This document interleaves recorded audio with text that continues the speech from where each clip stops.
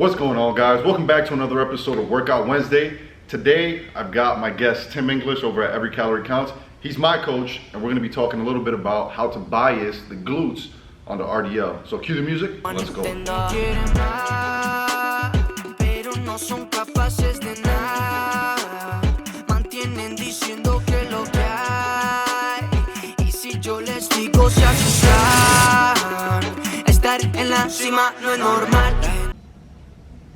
All right, everybody focus. We're gonna talk about glutes.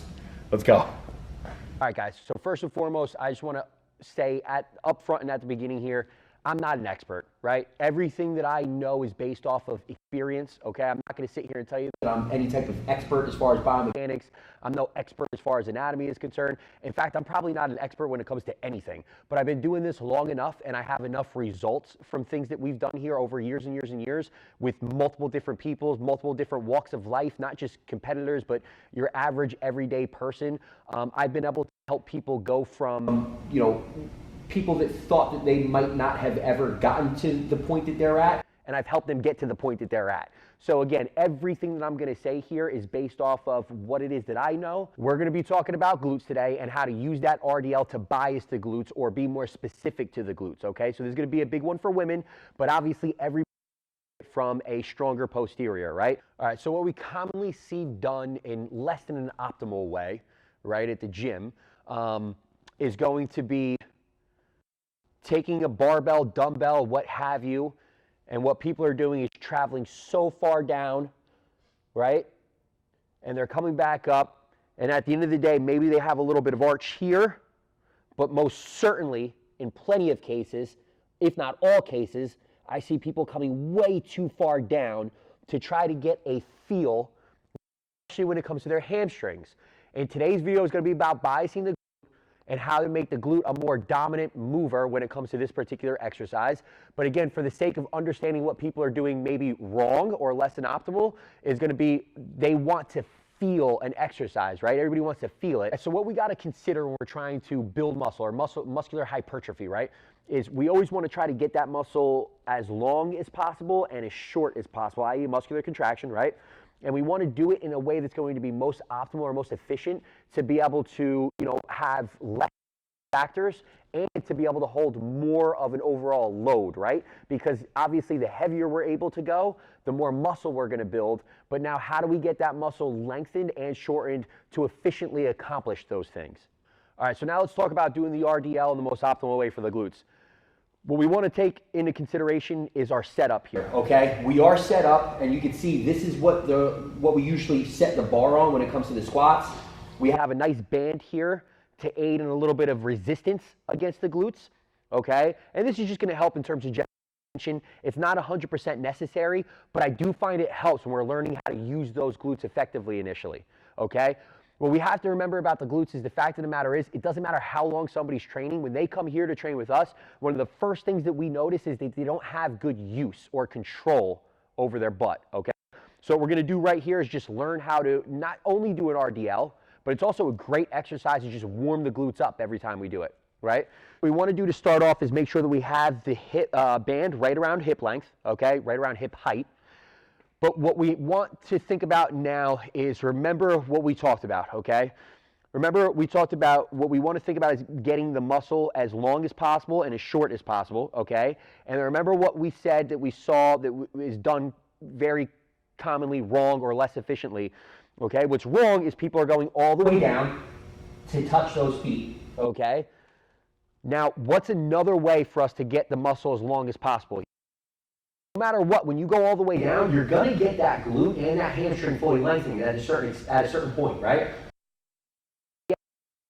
There, and the limiting factor is how heavy can I go with weight and go all the way down here and then go all the way up, especially when you're a strong individual. The amount of weight that you lift is going to be compromised. You have to travel, integrity of your back, so on and so forth, right? But now if we're thinking about just getting the muscle long and short, the thing that we can do here is if we get that pelvis or the hip complex back, as opposed to dropping straight down, and I'm going to show you what I mean in a second, a much more efficient way of being able to load this exercise. So what I'm thinking about here and what I teach people is I want to push my butt back towards this wall, right? And what I'm doing is I'm going here. And now when it comes to the hamstrings or the glutes, both of those are going to get long, and I feel my hamstrings are super stretched and super tight right now. My glutes are super stretched and super tight right now. And this is just a more optimal way of being able to get a load here and not have to travel so far. So when I'm here, I'm optimally stretched, I'm optimally lengthened, right? But now I can travel with 315 pounds, 400 plus pounds, whatever it might be in terms of a load, without having to worry about bringing it all the way down to my shins, okay? And now by that, I mean simply we want to get back in we want to drive that butt backwards as opposed to thinking our hands or the weight has to go down. That's the problem that most people get into here, and that's why I have all new clients do this movement without the weight so that we can build on the execution of the movement first, okay? To get your butt back.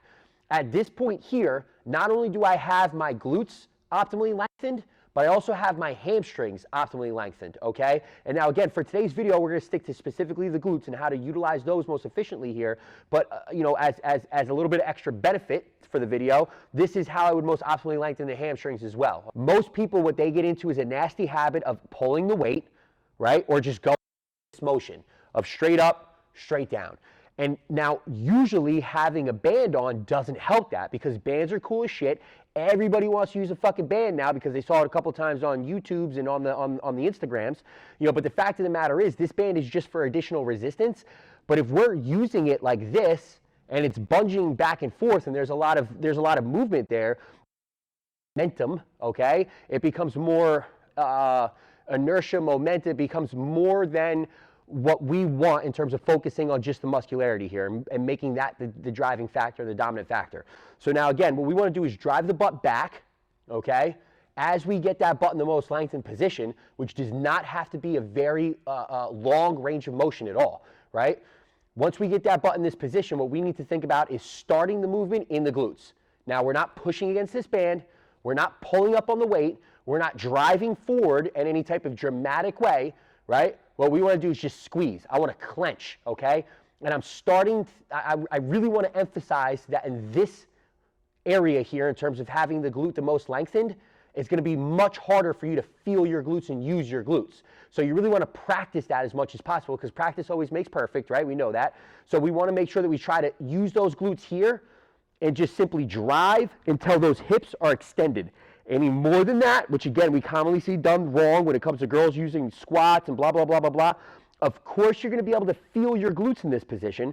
The muscle is fully shortened, but you're not using the muscle to get it fully shortened. You're hyper to be able to get it fully shortened, right? So this is never a good idea when you're squatting. It's never a good idea when you're deadlifting. We want to drive with the glutes by squeezing the glutes. So the movement's going to look a little bit like this. All right, I'm not pulling up on this bar. I'm not dropping this bar. If you look closely, the bar actually stays in the same spot, and the only movement that we're getting out of the bar is via the hips, okay? So we're going to come back, squeeze through, boom. Come back, squeeze through.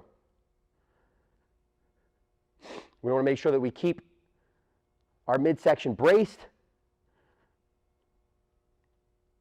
so we don't end up with a crazy arc.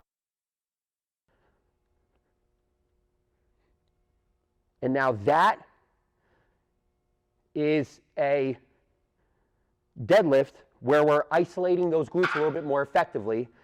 And now, here, check me out. Everybody look at my butt.